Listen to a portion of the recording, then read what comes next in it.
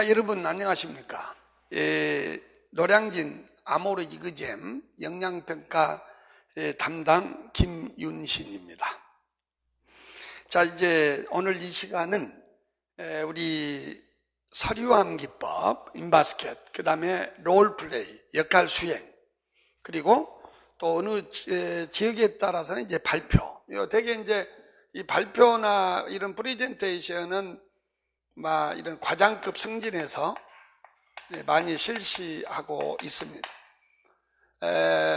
그래서 이제 기출문제를 통해서 본 2017년 대비 준비 방법, 이걸 이제 강의하려고 합니다.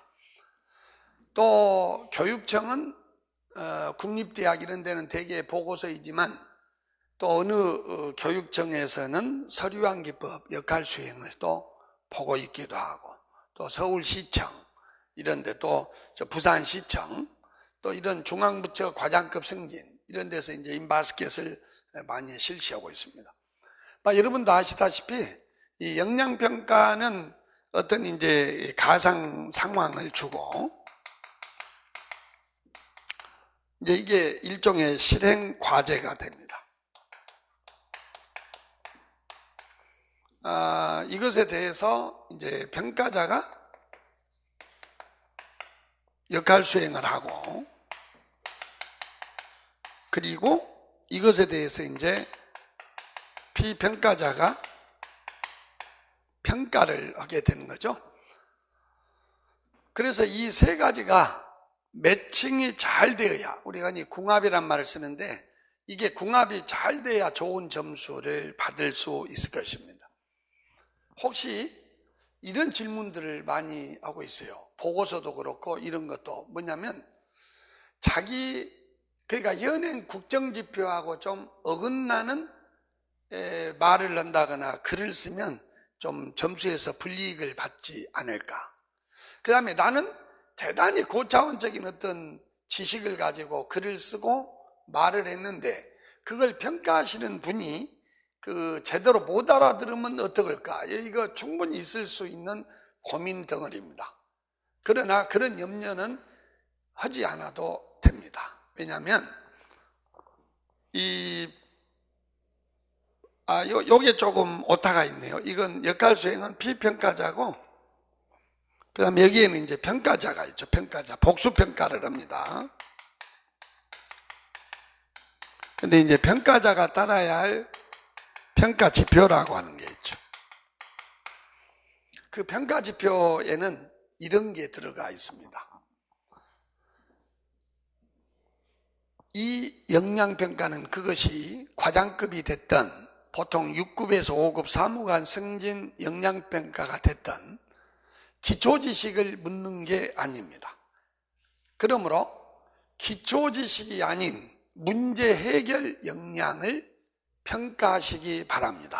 이런 말이 나와 있습니다. 그러니까 지식이 아니라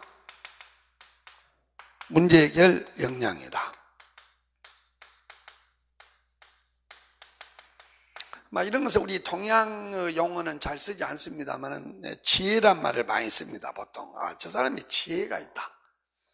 그리고 이것은 서양적 용어로는 지력이라고 하고요, 또는 문제 해결력이라고 합니다. 사고력이라고 하죠. 문제 해결력, 사고력. 이것은 학식과는 거리가 멉니다. 이것은 학식이 좌우를 합니다. 그러니까 중학교만 나온 우리 부모님, 국민학교, 그 당시 초등학교 국민학교밖에 안 나온 우리 부모님들보다 대학을 졸업한 우리가 지식은 뛰어나지만요, 그러나 우리가 부모님들보다 이쪽에서 뛰어난다고는 볼 수가 없는 겁니다. 근데 우리 21세기 이런 사회에서는 진짜 이런 지식이 진짜 실용적 지식이죠. 이게 이제 생활과 직결된 지식입니다. 우리 속된 말로 학교 우등생이 인생의 우등생은 될 수 없다는 말이 바로 여기에서 나온 겁니다.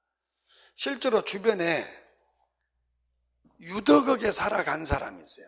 뭔 말이냐면, 유덕하게 산다는 것은 직급이 높든 낮든 자기가 주어진 데서 존경을 받으면서 일처리를 잘하는 그래서 큰 조직이든 적은 조직이든 반드시 자기를 필요로 하는, 그래서 가족도 잘 이렇게 관리를 하고 친구 관계도 잘하고 직장에서 인정받고 정말 성공적인 삶을 살아가는 사람은 이런 문제 해결 역량이 뛰어난 사람이에요. 바로 이것이 지혜인 것입니다.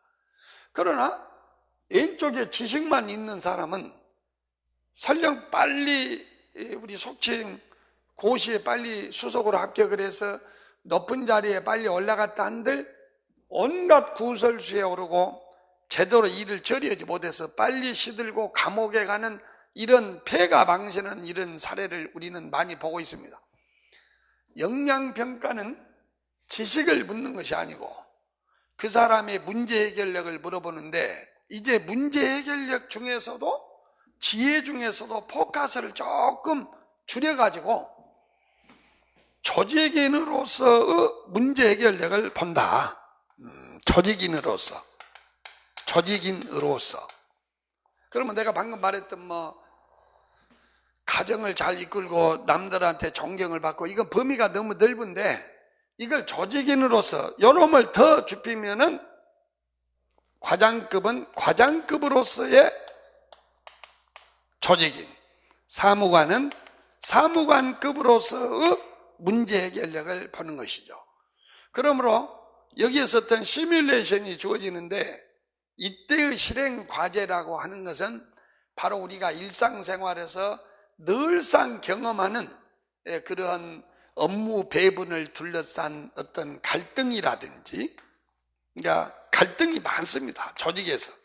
그 갈등은 권한상의 갈등이 될 수도 있고, 인적 물적 자원을 놓고 한정된 그 자원 간의 갈등이 있을 수도 있고, 또 어떤 것을 보는 가치가 다른 가치 기준상의 갈등이 있을 수가 있어요. 이런 갈등 사례를 주고 사무관으로서 과장급으로서 이걸 해결해봐라, 이런 경우가 이 가상 상황입니다.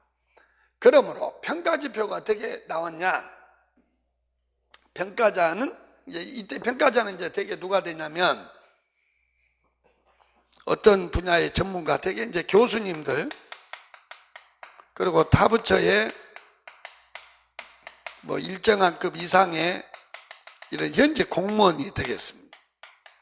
그래서 소위 말하면 이론과 실제를 겸한 이런 능력을 많이 물어보는데, 우리가 이런 어떤 가상 사례를 어떻게 해결하느냐 하는 것은 나름대로 어떤 이론적 지식이 있을 뿐만이 아니고 또 실용적이고 실효적이어야 해요.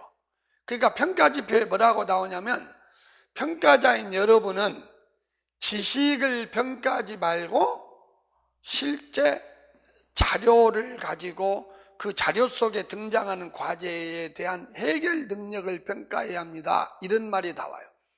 그러니까 자기가 근무하고 있는 부서에 개인적인 어떤 사례를 가지고 그 문제를 풀어간다든지, 또 자기가 어떤 대학원을 다니면서 그 분야의 박사학위를 가지고 있다고 해서 그 지식을 가지고 물어보는 것은 전혀 도움이 되지 않고, 주어진 자료를 가지고 그 자료 속에 등장하는 단어를 갖고 그것을 가지고 문제를 해결해야 된다, 이것을 여러분이 꼭 알아줘야 됩니다. 그러다 보니까 이제 우리가 이 역량평가가 끝나고 보면 서울시청 공무원분들 같은 경우 신문을 갖다가 자료를 해독하는 것을 서로 이렇게 스터디를 구성한다든지, 또 어떤 분은 한겨레와 같은 진보, 또 동아일보, 조선일보와 같은 보수신문의 사설을 가지고 똑같은 주제를 다른 각도에서 보는 이런 아주 고되고도 아주 성의로운 공부를 하는 방법을 보고 있습니다.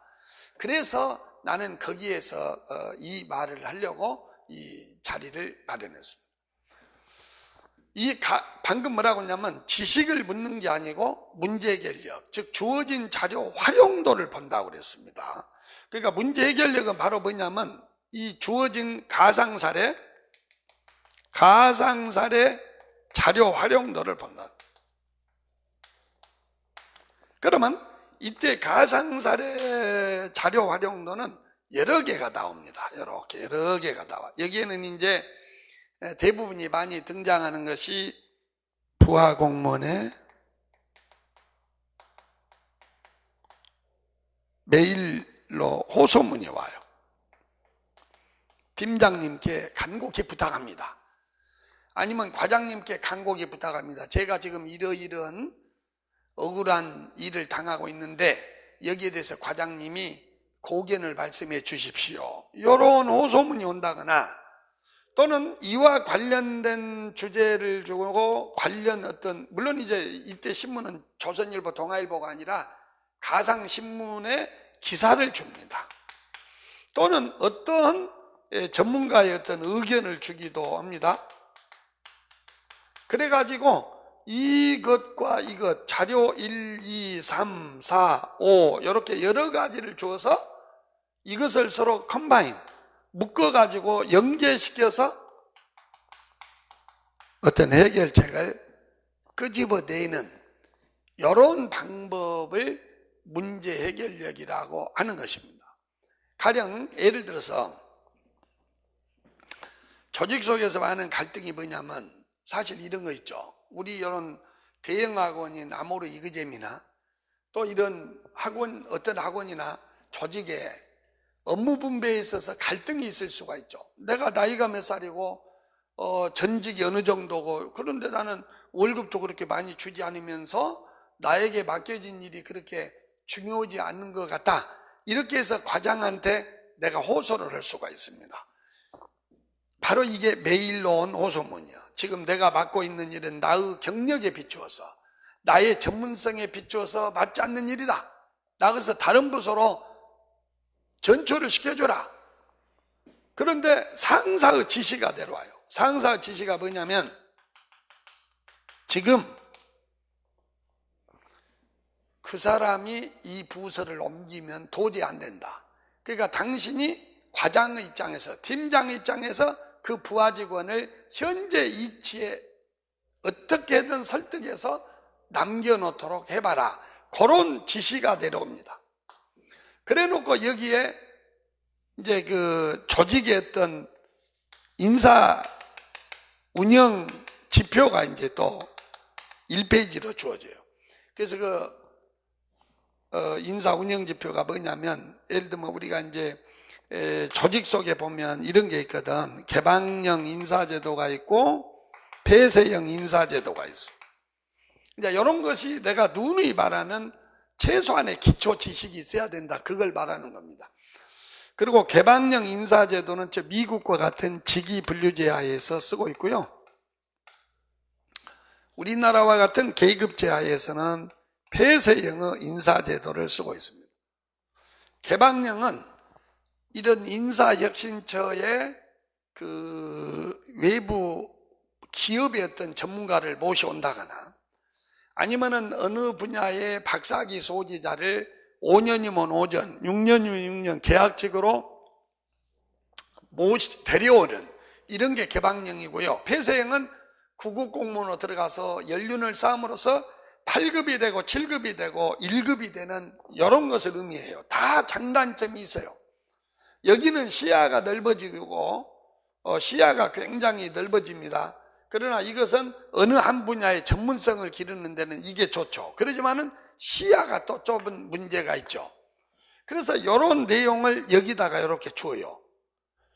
물론 이런 전문 지식이 없어도 이 자료를 보고 유추해서 알 수 있게끔 내용을 줘. 그래서 이 공무원을 다른 지역으로 전출하고 싶은 공무원을 이 자리에 남겨놓도록 하는 설득의 근거를 여기서 따다가 설득을 시키도록 하는 게 바로 서류함 기법이 되는 겁니다. 그렇기 때문에 이건 겉으로 보기에는 어떤 정답이 없다고 보죠. 겉으로 보기에는 여러 답이 있다. 그러나 여기에는 반드시 이 자료를 가지고 이 문제를 해결해주고 이 부하를 설득시킬 수 있는 합리적 근거를 줘야 되기 때문에 바로 정답이 또 정답 아닌 정답이 있는 것이죠. 예를 들면 여기에 이런 게 있을 수 있어요. 자, 우리가 이렇게 직위가 있습니다. 그러면 여기에는 5급 사무관도 있고 4급 서기관도 있고 3급 이제 부의사관도 있고 뭐 이러는데요. 이렇게 높은 데로 올라갈수록 시야가 넓어야 돼요. 사람이 넓게 보죠. 우리 어른들은 넓게 보죠. 바둑도 고수가 될수록 시야를 넓게 봐. 당구도 그러고 골프도 그러고 다 그래요. 그런데 이쪽은 전문성이 요구가 돼요. 그러니까 무슨 말이냐면 장관 정도 되면은 정치적 식견도 있어야 되고 내가 이렇게 한 말이 어떤 정치적인 이 파급 효과를 가져오느냐 이런 폭넓은 시야가 요구돼. 그러나 서기관이나 사무관은 그 분야의 전문성이 요구가 된다 그 말이에요. 그러므로 인사제도를 할 때 이런 공짜형의 인사제도를 씁니다. 그러면 이게 요 제시문에 주어진다 이거예요. 그러면 이제 해가지고 그럼 요 공짜형 인사제도가 뭐냐 이걸 잘 몰라도 조금만 기초지식이 있고 이걸 보면 알 수가 있어요. 그게 바로 뭐냐면 하위 공무원일 때는 왔다 갔다 해야 해요. 하위 공무원일 때. 학원도 마찬가지. 학원도 처음 이제 신규로 들어온 직원은 이 일도 오고 저 일도 오고 여러 가지를 해서 두루두루 그 조직을 알아야 됩니다. 우리 저 군대에서 장교도 그러죠. 군대에서 장교도 가서 행정도 받다가 보급도 받다가 야전군도 갔다가 그러다가 이제 어느 정도 경력이 쌓이잖아요. 이제 공무원으로 말할 것 같으면은 한 8급에서 4급까지 그때는 한 길만 파야 해. 우리 학원도 마찬가지야. 우리 학원도 한 중견 정도 되면 한 길만 봐서 그 분야의 전문가가 돼야 돼. 근데 이제 그 사람이 나중에 이제 사단장이 된다거나 연대장은 좀 그렇고 사단장이 된다거나 군단장이 된다거나 우리 학원도 그 사람이 이제 경력이 돼서 우리 학원의 주인이 보고 학원에 이제 운영하는 분이 보고 이 정도의 능력이면 우리 원장을 맡겨야겠다. 그러려면 그 사람은 또 다시 이것도 해보고 저것도 해보고 시야가 넓어야 된다는 거예요. 지금 내가 한 말을 여기다가 둘 수가 있어. 그래가지고 지금 자기가 하고 있는 일이 긍지를 못 느낀다. 내가 경력이 뭐고 내가 대학원도 나오고 그런데 왜 내한테 일을 주느냐라고 할 때 이 부하 공무원을 요 공짜형 인사제도로 설득하는 것을 글로 쓰게 하는 것이 바로 인바스켓 서류한 기법이 된다는 겁니다. 그러니까 서류한 기법은 또 속도가 굉장히 중요해요. 이런 속도를 이런 여러 가지 과제를 4개, 5개를 40분만 읽고 해결해야 되니까 과히 머리가 전광석화의 머리가 아니면 이거 절반도 못 쓰고 끝나버려요. 또 서울시 같은 경우는 3개의 자료를 주는데 그걸 한 3시간 동안에 그 자료 막 15페이지, 18페이지를 읽고 쓴다? 이게 장난이 아니라는 거죠. 그래서 우리는 평상시 이런 것을 공부를 할 때 뭐 신문을 본다, 어쩐다는데 그것은 너무 돌아가는 공부 방법이라는 것을 확실하게 바랍니다. 그럼 어떤 것이 지름길이냐? 물론 공부에는 왕도가 없다는 말은 이미 고전화된 명언이지만요. 그러나 우리 강사들이 볼 때는 우리 담당 교수들이 볼 때는 왕도가 있죠. 그게 바로 뭐냐면 이 서류한 기법 인바스킷도 최소한의 기초 지식이 필요하다. 그래서 서류한 기법이나 역할 수행에서 데이터 마이닝을 할 수 있는 기초 지식을 담고 있는 것이 필요하다. 그러면 그 기초 지식의 컨텐츠는 뭐냐? 방금 말했던 인사행정을 알아야 돼. 인사행정을 알지 못하면 안 됩니다. 그리고 지금 뭐 차순실 게이트다 해가지고 박근혜 대통령 엄청난 아주 위기에 처해 있습니다. 빨리 좋게 해결됐으면 좋겠어요. 근데 이제 이런 박근혜 대통령이 2번에 걸친 그 사과문을 발표했는데 그 사과문을 이렇게 패널들이 나와서 하나하나 분석을 하고 거기에 미비점을 지적하죠. 이것이 바로 데이터 마이닝입니다. 근데 나는 이번에 박근혜 대통령님의 두 번째 사과문에서 모든 패널들이 지적하지 않는 중요한 하나의 키워드가 바로 뭐냐? 박 대통령님의 그 말 속에 이런 말이 있어요. 나라 잘 되고 국민을 위해서 하자고 한 일이 이 대통령을 팔아서 어느 특정 개인이 이권을 차렸다고 하니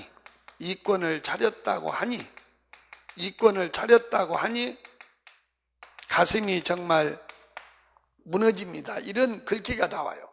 근데 이걸 데이터 마이닝을 해보면요, 책으로 아주 몇 페이지의 원고를 쓸 수 있는데, 자, 이권을 차렸다고 하니 이건 아무도 언급하지 않습니다. 그러나 이 말의 오류는 바로 뭐냐면 자기는 금시초문인 양 이걸 말하고 있다는 거죠. 그리고 이때 이권에는 여러 가지로 쪼개지고 이권을 차렸다고 하니 그 말은 자기가 전언해서 남한테 들어서 알고 있다고 하는 이런 아니란 인식을 바른다. 이런 걸 가지고 이제 우리가 새로운 연설문을 짤 때 문구를 수정하고 이러는 게 바로 데이터 마이닝이 되는 것이죠. 우리가 데이터 마이닝 그러면 광부가 하찮은 돌 속에서 금은 보화를 발굴해야 된다는 것인데요. 데이터 마이닝 하면 여러분 어렵게 생각할 수 없습니다. 여러분 사랑하는 자제분들의 일기장을 한 번만 보면, 또 친구들과 주고받는 그 문자 한두 마디만 보면 이 녀석이 요새 정신 상태가 뭔지 금방 알듯이, 그런 건 우리가 금방 알죠. 금방 알죠. 좀 속된 말로 내 남편이 어디 누구하고 이렇게 문자를 주고받는다, 그걸 보면 우리 남편이 바람 피냐 안 피냐 그냥 알듯이 제시문을 보고도 그 정도 숙달력이 되어야 우리가 서류암기법과 역할수행 발표를 잘할 수 있다는 겁니다. 그러기 위해서 여러분, 제가 이제 아모르 이그잼에서 2017년 대비 이런 책을 아주 이쁘게 하는, 이제 요거 지금 가제본이고 앞으로 2주 후면은 이 책이 나올 건데, 이 책은 제시문을 보고 가상설의 시뮬레이션을 보고 피평가자가 금방 그 뜻을 깨우치는 데 필요한 기초 지식을 담고 있는데, 그것이 바로 인사행정 분야. 인사행정 분야에는 여러분 방금 말씀드린 직위분류제냐, 계급제냐, 또 승진의 어떤 경로라든지, 승진의 경로에는 개방형이 있고 폐쇄형이 있고 이런 거. 그 다음에 여러분 직원들끼리 어떤 불만이 있을 때 그 불만을 해결해서 업무를 이렇게 잘 분담을 해주려면은 직무분석이라는 게 있습니다. 직무분석. 그리고 직무평가. 아주 알기 쉽게 말하면요, 직무분석은 나누고 쪼갠다는 거 아닙니까? 그래서 과일을 사과는 사과대로, 배는 배대로 이렇게 종류별로 업무를 나누는 것이 직무분석이에요. 우리 학원으로 말할 것 같으면은 수강생 상담을 하는 일하고 돈을 회계를 관리하는 일하고는 성격이 판이합니다. 제일 중요한 것은 상담이죠. 그러니까 상담하는 일, 사과. 그 다음에 돈을 돈을 관리하는 일, 배.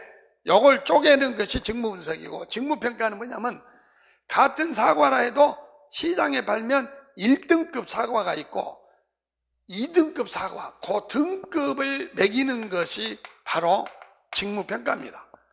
그러니까 적어도 내가 이렇게 관리자가 되려면 사람한테는 격에 맞는 일을 줘야 됩니다. 예를 들면요, 대기업에서 어느 부장을 쫓아내려고 할 때는 부장이 저 밑에 대리급의 일을 하도록 부장한테 일을 주면 그 견디지 못하고 나가는 것이에요. 조직도 마찬가지죠. 그래서 이제 이런 개념. 그 다음에 우리가 이제 조직론이 아주 중요한데요. 이 조직론에서 의사결정의 방법, 여러분도 의사결정의 방법 그러면 맨날 무슨 소트기법이나 이런 시급도 중요성 따지는 이런 정도만 알고 있지만요, 그 이상의 기초 지식이 필요합니다. 그리고 의사소통, 이 의사소통 능력이 이런 발표라든지 역할 연기에서는 아주 중요한 능력이 돼요. 근데 많은 사람들이 오류를 범하고 있는 게 뭐냐면, 의사소통은 막 달변으로 말을 해야 되고 상대방을 꼼짝 못하게 논리로 묶어놓는 것을 의사소통이라고 하는데, 그런 것이 바로 발표나 역할 수용, 집단 역할 연기, 집단 토론에서 우리 수강생들을 잘못 빠뜨리는 것이 바로 그겁니다. 그래서 이 의사소통에는 언어와 비언어적인 게 다 들어가야 돼요. 언어와 비언어. 말도 잘하는 게 중요하지만요, 거기에는 비언어적인 몸짓이라든지 표정, 이런 것이 굉장히 중요하다는 것을 여러분이 기억을 해야 됩니다. 그 다음에 이 조정이니 갈등이니 특히 이게 그렇게 중요합니다. 대부분이 역할 수행은 전부 조직 내 갈등이나 특히 공공 갈등이, 조직 내 갈등은 조직 속에서 부처 간의 갈등 문제이고요, 공공 갈등은 이 정부와 이런 일반 국민 간의 갈등, 뭐 어디다가 이제 인삼밭을 개발을 하려고 하는데 그 인삼밭 개발, 여기다 공장 하나 지으려고 그래요. 근데 이 공장을 지으려고 하는데 주변에 그 마을 주민들이 환경 파괴를 우려한 나머지 반대를 한다. 그래서 이걸 빨리 설득을 해봐라. 그런 것이 공공 갈등인데, 전부 이런 문제가 역할 연기나 이런 서류환기법의 주제가 되는 것이지요. 그러면 역할 연기, 서류환기법의 주제가 되는 이 가상 상황을 여러 개를 짧은 시간에 딱 보고 그냥 체크가 돼야 돼요. 요건 요게 문제다, 요건 요게 문제다, 이런 것이 체크가 돼야 돼요. 내가 이제 한 예를 들자면은, 예를 들어서요, 이런 두 개의 기사를 줍니다. 이런 이제 기사를 줘가지고 여기는 이제 뭐가 나오냐면, 기초수급자 있지 않습니까? 우리 정부에서 기초수급자를 여러 개 이제 파악을 해가지고 기초수급자한테 정부가 이제 공적연금을 이렇게 뭐 주잖아요, 돈을.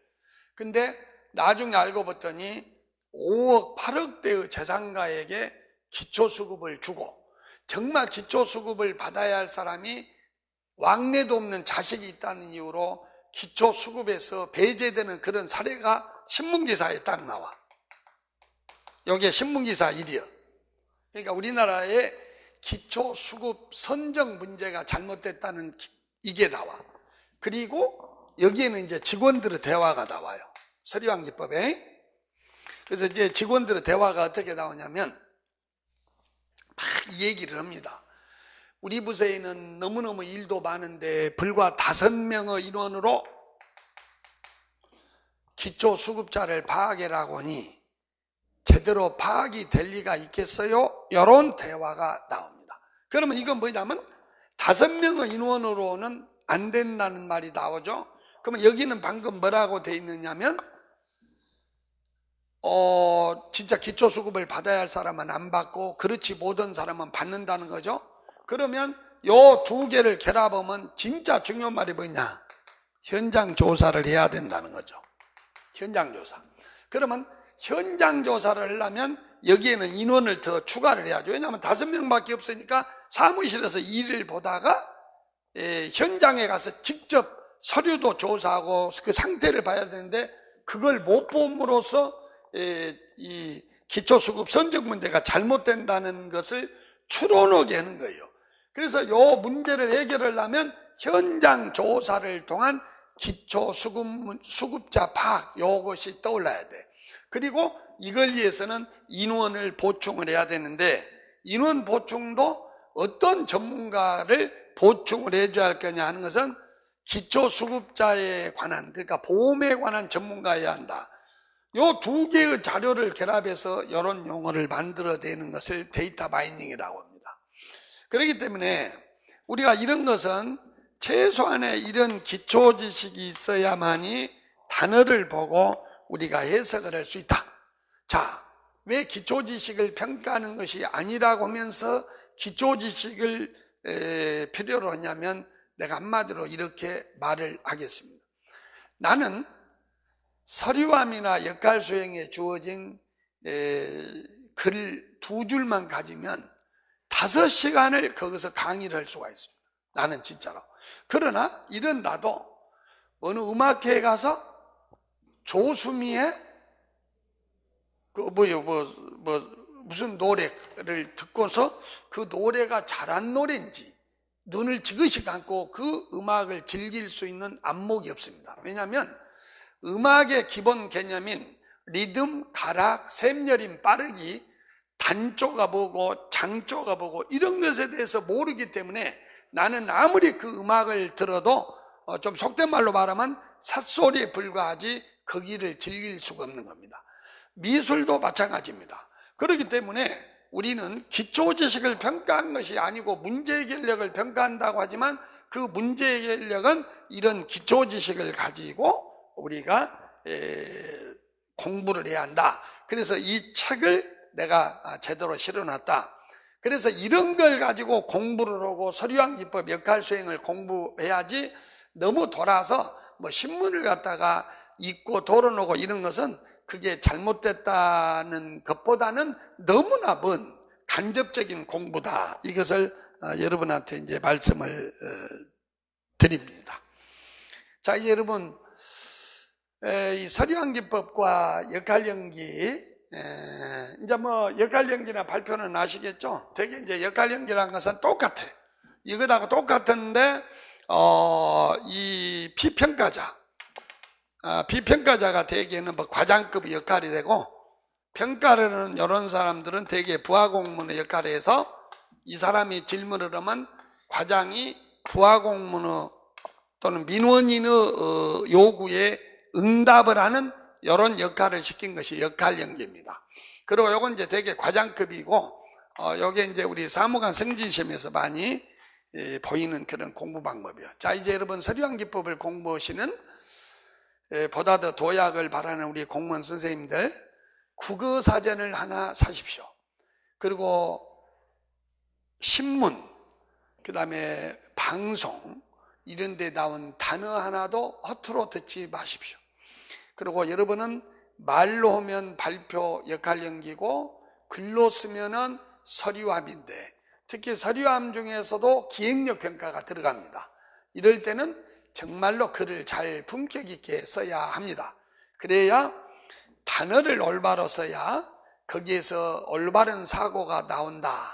그래서 여러분은 좋은 국어사전에 단어 하나, 말시 하나도 허투루 오지 않는 정말 품격 있는 사무관과 과장 승진을 기대하면서, 자, 오늘 이제 안내 설명을 여기서 마치겠습니다. 우리 드시는 분은 노량진 아모르 이교점에서 뵙기를 기원합니다. 고맙습니다.